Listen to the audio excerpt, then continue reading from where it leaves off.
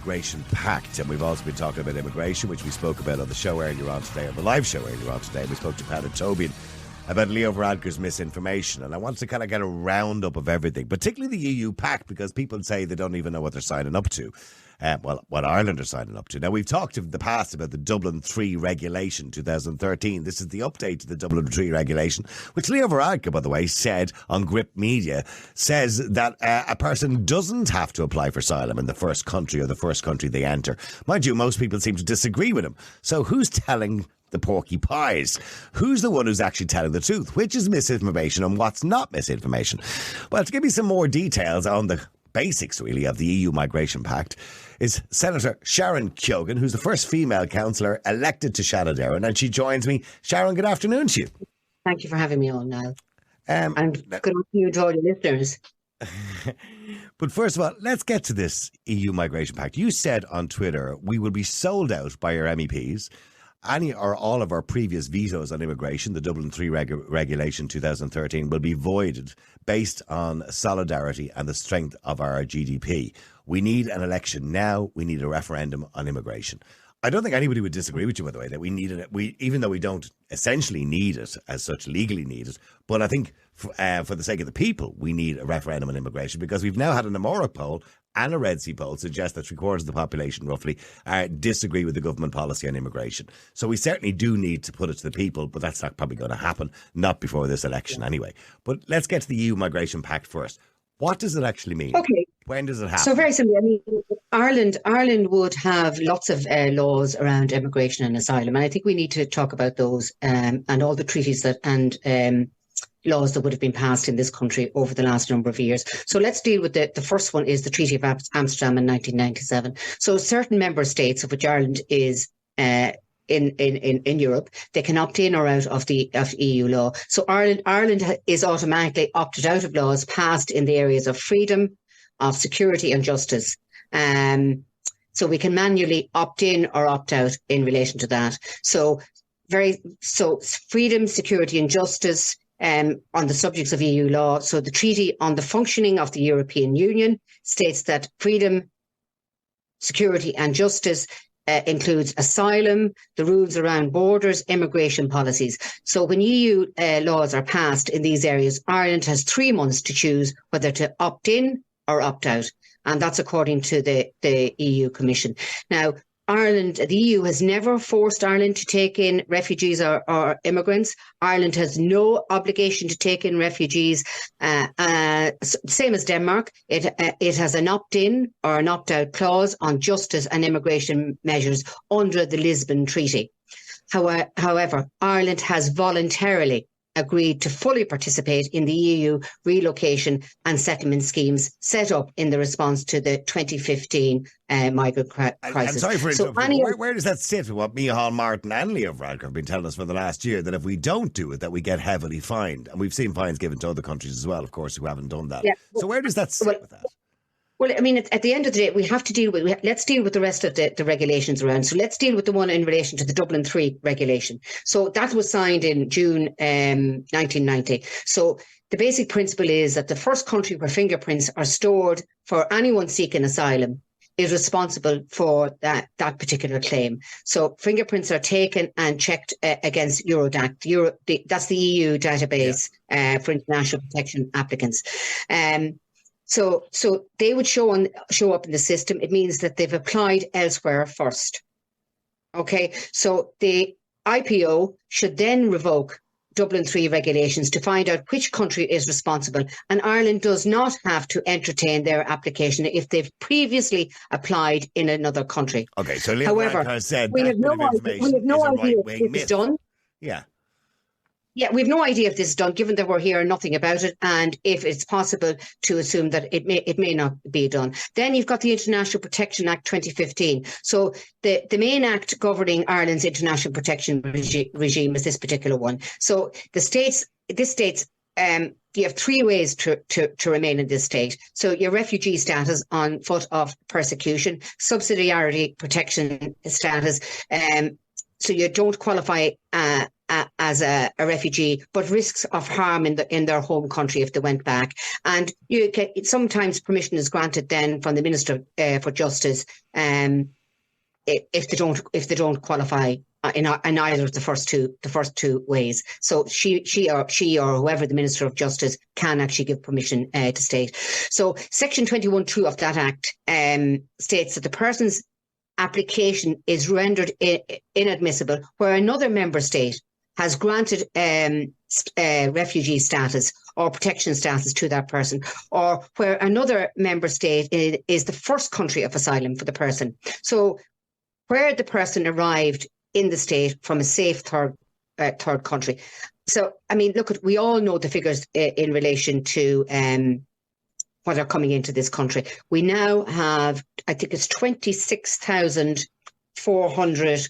Let me make sure it's correct. I want to make sure again. 26,279 international protection applicants at the end of December 2023. So that is what's in our state at this moment in time. Many of them are still in state accommodation because there's no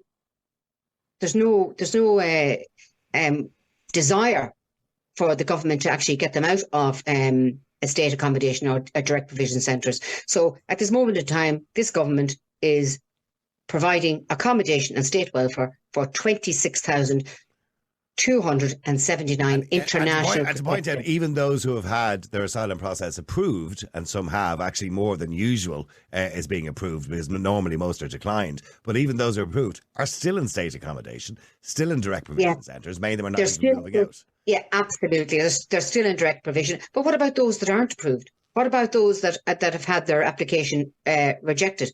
I mean, it was reported there, I think Barry White and News Talk reported there on the 14th of January, that there's hundreds of people that are ordered to leave the state, but they don't comply with that. So there's nothing there to compel anyone to leave this state once they get that letter that they're supposed to self-deport. Well, according to Leo Varadkar, he said it was over 1,000 deportation orders given out. He was incorrect, actually. It was actually 780 something deportation orders were given out. He also said that deportations are forcibly enforced, which they're not by their own government's admission, by the way. They're given voluntarily, and we have no idea how many people actually do leave the state because we don't actually follow it up.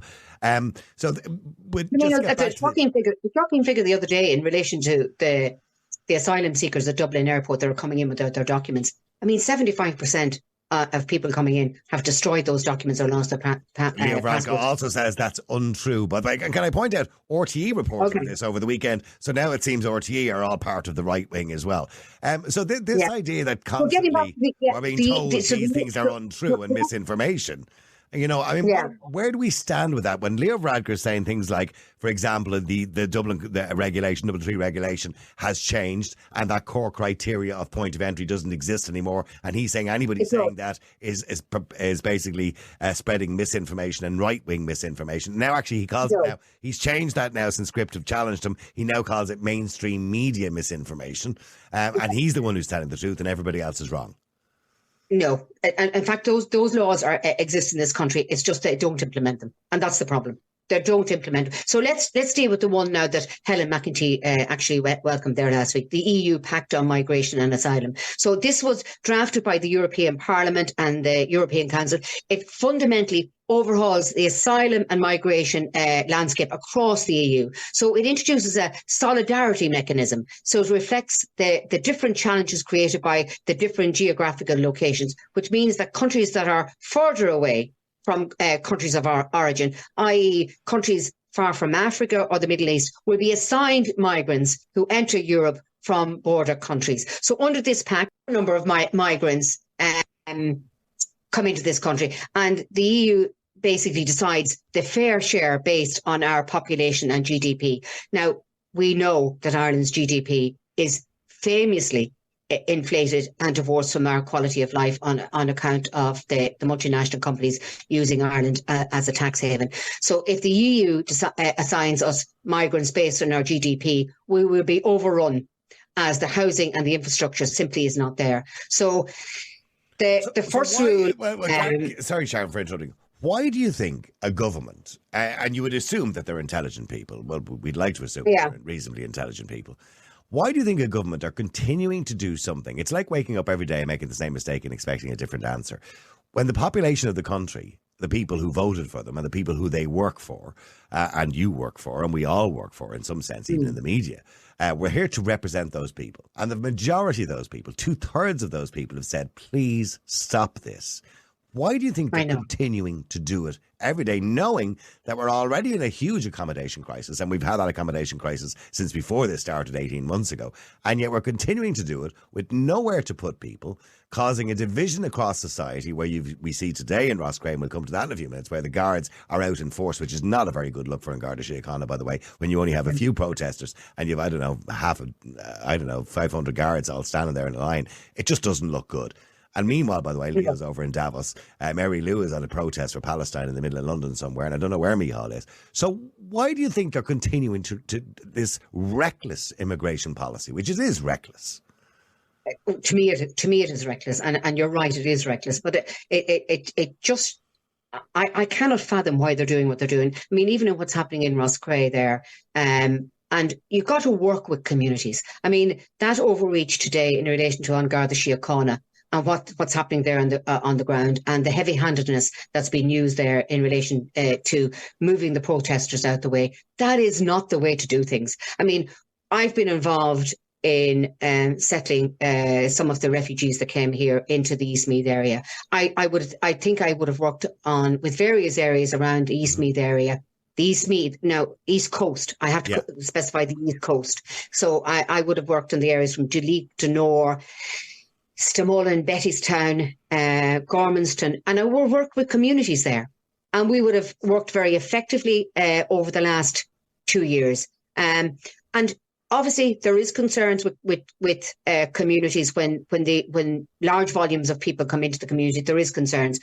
Now, sometimes as local leaders, we're able to work on the ground, make sure that we have infrastructure there to support the numbers that are coming in. And we're able to get things off the ground without any protests happening. And we've been able to do that so far over in my part of the country, a county here in Meath. However, I mean, I was talking to a minister here the other day, and I was saying we just can't take any more here on the East Coast of Meath anymore. We don't have the doctors, we don't have the schools, we don't have the infrastructure anymore. And they're coming. They're coming, whether you like it or not, they're coming. Now, that person has had absolutely no involvement whatsoever with any of the migrants that have come in to the East Coast. Yet he will dictate to the likes of me that works on the ground with communities and with people, oh, you have to take them. You must take them. They're coming whether you like it or not. That is not the way that the government should be working with communities. There's a way to do it, and there's a way not to do it. That's the way they're doing it. And they are doing it very just to wrong. show people what's going on who haven't seen what's happening in Roscrea, I've just got a quick video here that I could just show you what's going on in Roscrea this morning. Now we can see that's a very heavy-handed approach. There's not an awful lot of protesters. And I look at the line of Garda Síochána there that have been drafted in for that particular situation. I mean, that's completely over-the-top policing, isn't it? Yeah, for me it is. Because, for me, it's about working with communities. And if you cannot have local engagement and local buy-in, then these people are not going to feel welcomed. They're not going to feel as if they're moving into a community that's going to treat them in fairness and equality. So that is wrong. What they're doing there is wrong. What the government are doing there is wrong. And what the Garda Síochána are doing is wrong, in my opinion. And that's happening. It's happening all over the country. And I mean, I was looking at the map the other day in relation to where people are, where the most refugees and asylum seekers have gone in the last 2 years, and you can see certain parts of the country are literally saturated with large numbers, and sometimes that's why you're getting the protests of the likes of Donegal and the likes of Mayo and the likes of Roscrea. People feel that they've done their part. They have given what they can. When it comes to settling refugees. And I have to tell you, the Irish people are the most welcoming. I know, because I've done it. I've done it here. I've done more than most politicians. There's a limit to our generosity. but I'll be called right wing.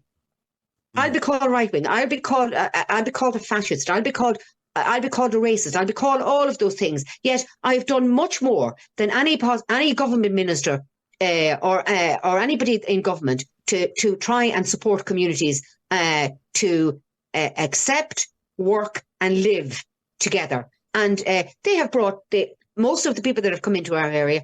Nearly all of them are employed. But, you know, I mean, I've written to the minister today. Trying to find out, because I think an audit needs to be done now. We have, as you said, 26. What I said earlier on, 26,279 international protection applications.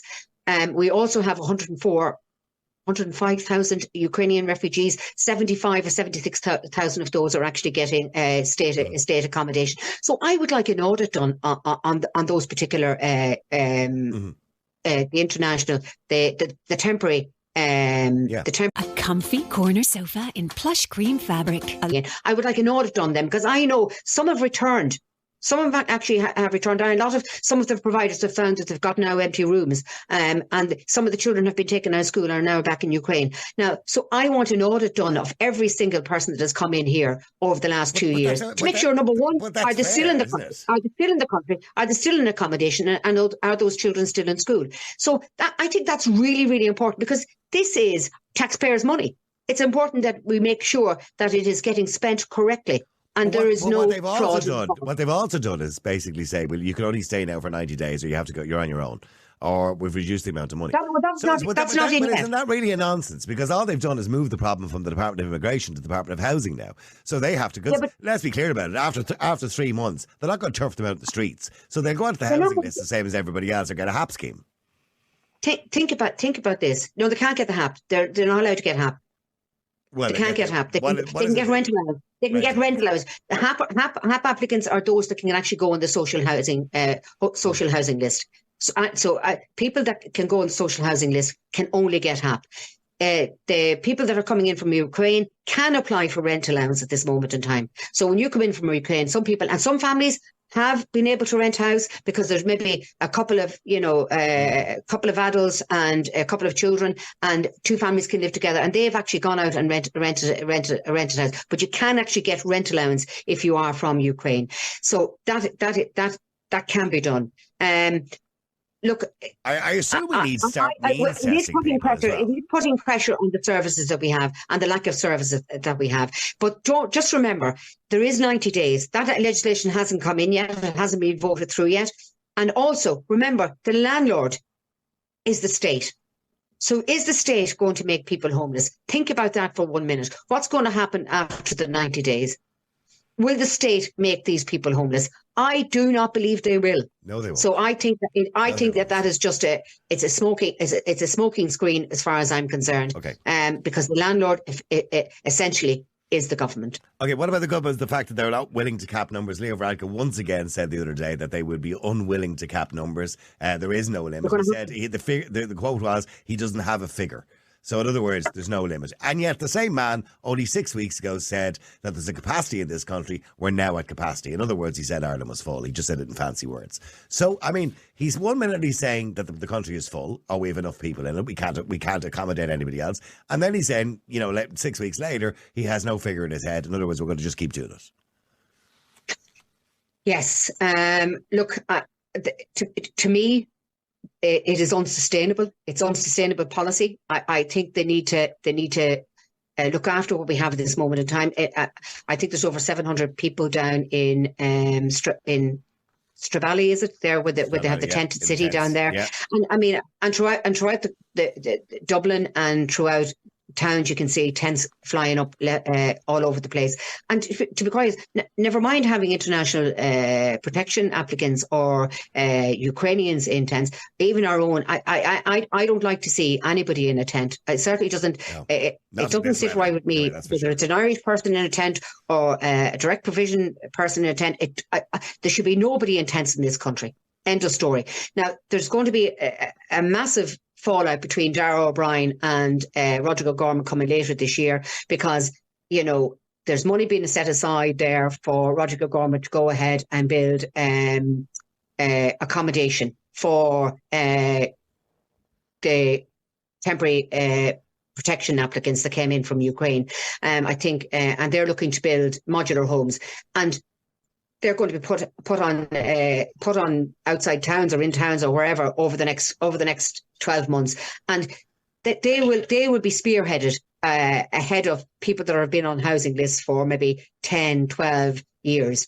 And is that right? Is that right? What it does, well, I mean, don't get me wrong. I feel sorry for people who obviously are fleeing war and all that kind of stuff. But what it does is it creates a division in society, because, of course, Irish people who are on the list for 10 years and say, well, why aren't you looking after our own, inverted commas, first? And look, they have a perfect right to say that. They are citizens of the country. They are paying taxes in the country. They are living here. Their parents lived here, God knows. So they do have a point. And we do have a duty and a responsibility to citizens of the country first. I don't see anything racist about that. But as soon as you say that, of course, you're racist. But I think this problem is going to keep going. I think, like everybody else, Sharon, you probably agree the numbers should have been capped. And by the way, that's not even a racist thing to suggest. You cap the numbers. We should have done this last year, by the way. You cap the numbers, you fix the problem you have, you sort out the accommodation for everybody's here, and then if we feel that we can take more people, then you reopen again. Absolutely. It's as simple as that. Absolutely. And that's what I've been saying all along. You've got to look after the people that's here in the state at this moment in time, and look after them well. And that is exactly what I've been saying all along. And you also enforce our immigration policy. And our immigration policy is quite strict around who can come and go. Absolutely. I mean, the problem is now we need to have an immigration processing centre at international port, at our airports, whether it be our airports or whether it be our sailing ports, whether it be in Dublin or in Rosslare or wherever people are coming in. And I know a lot of people are coming now. They're now using Belfast. People are coming in through Belfast. Yeah. So, this thing, we're seen as a very soft touch regarding immigration, and people are, it's nearly a destination for opportunistic economic migrants, that they can gain entry at anywhere really, whether it be at Dublin Airport, whether it be at Belfast, come into Belfast, come down from Belfast into Dublin.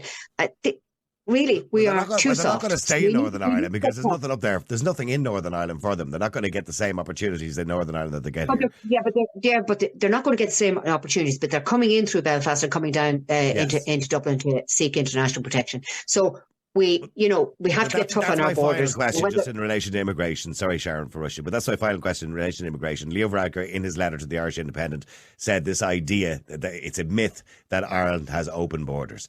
Realistically, it may not be official that we have open borders, but nobody from any part of the world gets refused coming into Ireland. So we essentially do have open borders, don't we? Absolutely. I mean, look at when those figures came out last week, where people got in to Dublin Airport. I think it was 4,500 people that got into Dublin Airport with their passports. That's an open border. People that are coming in through Belfast and down and seeking asylum into the outpass offices in Dublin. That's an open border. So we have open borders, and unfortunately, this government is afraid to admit it, and they're afraid to take the hard decisions that need to be taken when it comes to immigration in this country. Okay, the other thing I wanted to get to was, of course, the referendums. Now, last month, the government approved the publication of the 39th Amendment of the Constitution, the Family Bill 2023, and the 40th Amendment of the Constitution, the Care Bill 2023. Now, there's a huge amount of myths going around because, firstly, I hear people saying, oh, this is the one about the woman's place is in the home. Now, let's clarify. At no point in the Constitution does it ever say that a woman's place is in the home. And Sharon, you're living proof of that. You're a working senator. So you are not, the Constitution doesn't demand that you stay at home and look after children or stay at home and look after your family. So, I mean, why are we having this constitutional amendment? Many people will say it's completely unnecessary, whereas others will say it is necessary because it's misogynistic language. Do you think it's misogynistic language? Absolute rubbish. And that's the God's honest truth. It's absolute rubbish. I think it's an absolute waste of €30 million to hold a referendum on International Women's Day. I think it's disgraceful, to tell you the truth. So, look, what this referendum will actually do, it's going to change, it's going to amend the Constitution to remove the words woman, mother, and home. So that's Article 41.2. Change that to family care, yes. So that's exactly what it's going to do. So nowhere does it state that in the Constitution that a woman's place is in the home. It says absolutely nothing of the sort. In fact, actually, it praises the work that women do within the home, raising their children, saying that without it, the country cannot achieve the common good. So, I believe that any mother that should want to have a right to remain at home, they should be absolutely supported government support should be given to any woman that wants to stay at home and support So their children. women voting yes to absolutely. this are doing themselves a disservice, essentially, by taking their own recognition out of the Constitution. Well, any woman that votes yes for this I don't consider them to be very progressive at all. In fact, actually, it's the only time we're actually mentioned in the word woman is mentioned in the Constitution, and they want to take that out. Now, that's not very progressive as far as I'm concerned. When it comes to the other definition of taking family and putting in the durable relationships, I mean, come on.